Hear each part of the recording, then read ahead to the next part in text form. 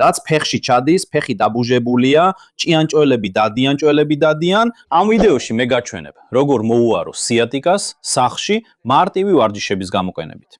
რასაც ჩვენ გავაკეთებთ არის ის, რომ ერთდროულად გავხსნით ყველა წერტილს, სადაც სიატიკური ნერვი იკუმშება მუხთან და კოჭთან. სიატიკური ნერვი აქვს ბარძაკის უკანა მხარეს, მუხთან ახლოს ორ ნაწილად იყოფა. ერთი ნაწილი გადის ფიბულის თავთან ახლოს, ეს არის ის ძვალი, რომელიც ფეხის გარე მხარეს მდებარეობს. ეს არის წერტილი ძალიან მნიშვნელოვანი ადგილი სიატიკური ნერვისთვის. აქ კოჭთან გონია, რომ მეორე მხრიდან უკეთესად დაინახავ, აქ კოჭთან სიატიკური ნერვის ორივე ნაწილი. ერთი გადის კოჭის უკან, ქუსლის ახლოს, ხოლო მეორე გადის წინ, წინ და უკან კოჭთან.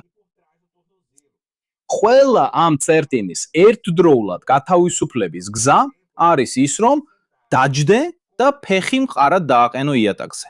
თუ სკამის კიდეზე დაჯდები, კიდე უკეთესი. შენ უნდა გაამახვილო ყურადღება მოძრაობაზე, განსაკუთრებით მეხუთე თითზე. ნახე ეს. აწიე მეხუთე თითი, მაქსიმალურად მოშორე იატაკს, შემდეგ კი დააწექი მეხუთე თითს იატაკზე იმდენად, რამდენადაც შეგიძლია.